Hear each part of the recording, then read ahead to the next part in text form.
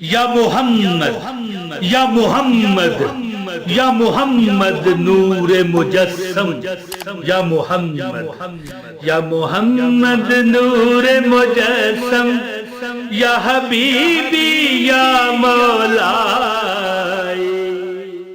اعوذ باللہ من الشیطان الرجیم، بسم اللہ الرحمن الرحیم۔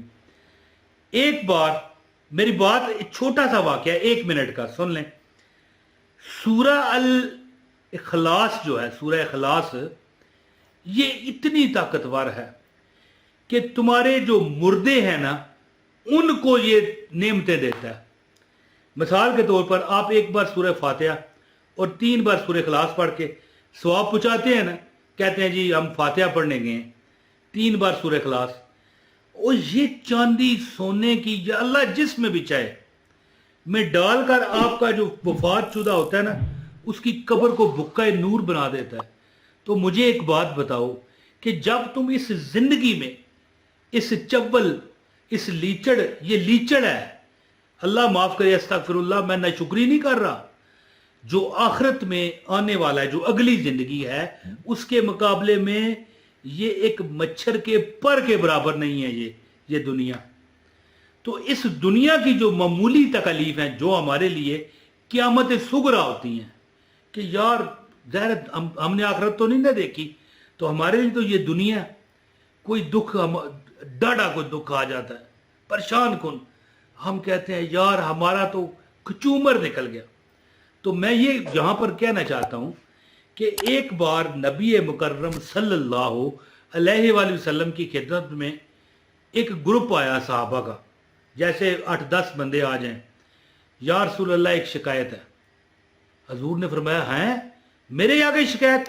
جی، یہ مفہوم بتا رہا ہوں، اب پتہ نہیں اس طرح ہوا ہوگا کہ نہیں، لیکن ایک واقعہ بتا رہا ہوں۔ یا رسول اللہ ہم فلاں محلے سے آئے ہیں۔ جی بولیں۔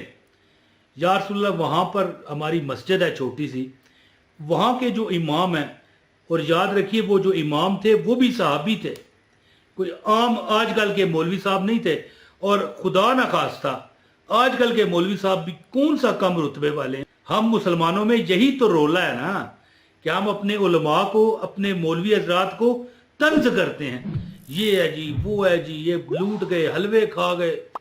او خدا کے بندو، تمہارے جنازے یہ پڑھاتے ہیں، تمہارے بچوں کے کانوں میں اذانیں یہ دیتے ہیں، تمہارے نکاح یہ پڑھاتے ہیں جی، تمہاری نمازیں یہ پڑھاتے ہیں، اور تم ان کو برا بھلا کہتے ہو۔ جیسا کہ میں نے کہا کہ وہ صحابی تھے مولوی، آج کل کے مولوی نہیں تھے، تو معاذ اللہ میں آج کل کے مولوی حضرات جو صاحبان ہیں ہمارے سروں کا تاج ہیں، ہم ان کو غلط نہیں کہہ رہے، لیکن صحابہ جو ہیں وہ تو ان کا مقابلہ آج کل کے ہمارے جیسے لوگوں سے تو نہیں ہے نا۔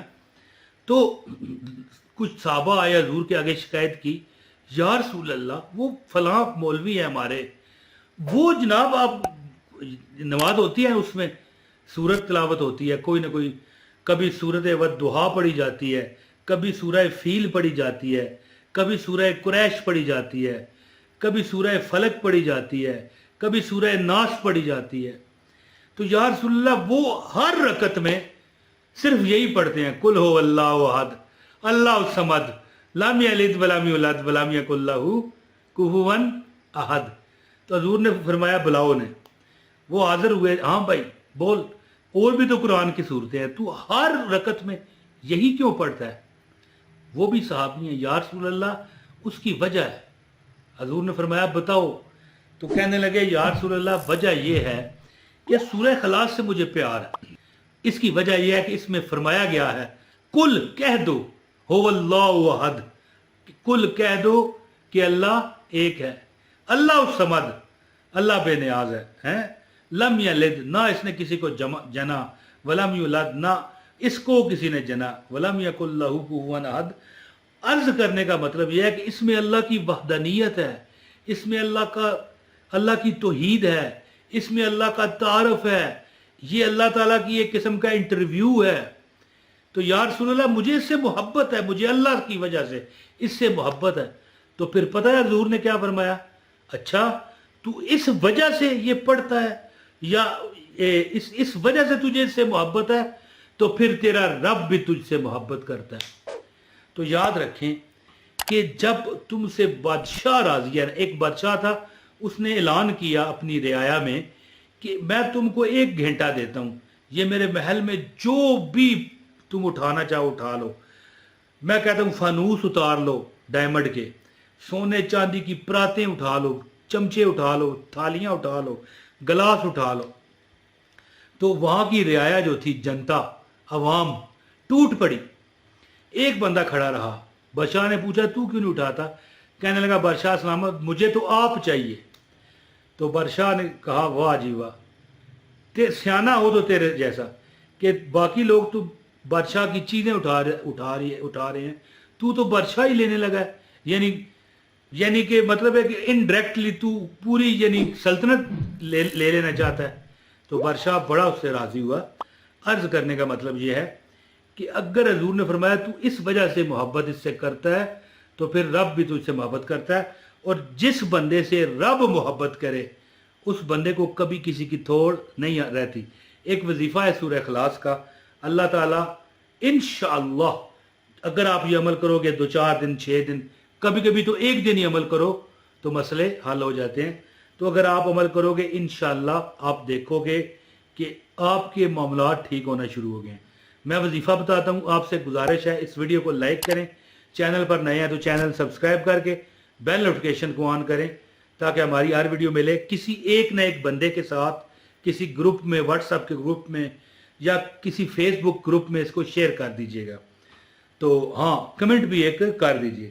دوستو سورہ اخلاص ذاتی مکان لینا ہے، قرض سے نجات چاہتے ہیں تو سورہ الاخلاص جو ہے، آپ کسی دن جمعے کے دن بیٹھ جائیں، جمعرات کے دن بیٹھ جائیں، تھوڑا سا صدقہ کر دیں، تھوڑا سا 20-50 روپے 100 روپے، ہمت ہے تو 5000 کا کرو، میں منع نہیں کر رہا، لیکن تھوڑا بہت صدقہ کر کے آپ نے 2500 بار، ٹھیک ہے 2500 لکھا ہوا آ رہا ہے، سورہ اخلاص قل هو اللہ احد آرام سے پڑھنا ہے، جیسے یہ میں آپ کو پڑھ کے سنا رہا ہوں، قل هو اللہ احد اللہ الصمد لم یلد ولم یولد ولم یکن لہ کفوا احد، اس طرح آپ نے پڑھنا ہے، یعنی اس طرح نہیں پڑھنا قل هو اللہ احد اللہ الصمد لم یلد ولم یولد ولم یکن لہ کفوا احد، قل هو اللہ احد اللہ نہ ہے نہیں قل هو اللہ احد اللہ الصمد لم یلد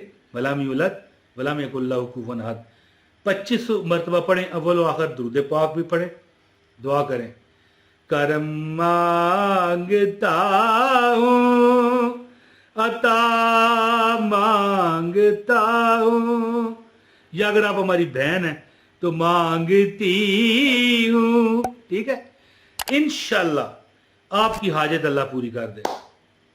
آزما کر دیکھیں، نہیں تو کچھ دن کر کے دیکھ لینا، ایک دن نہ آپ سمجھ آئے، چند دن آپ یہ عمل کریں، آپ کو خوشخبری مل جائے گی۔ کوئی مکان لینا ہے، کوئی رشتہ کرنا ہے، کوئی لڑکی ہے، کوئی لڑکا ہے، اس طرح بڑے معاملات ہوتے ہیں، کوئی کاروبار میں، کوئی نوکری کا انٹرویو دینا ہے، ٹھیک ہے، امتحانات میں کامیابی چاہتے ہو، عمل کرو، اللہ تعالیٰ عمل سے زندگی بنتی ہے، جنت بھی جہنم بھی، یہ خاکی اپنی فطرت میں نہ نوری ہے نہ ناری ہے۔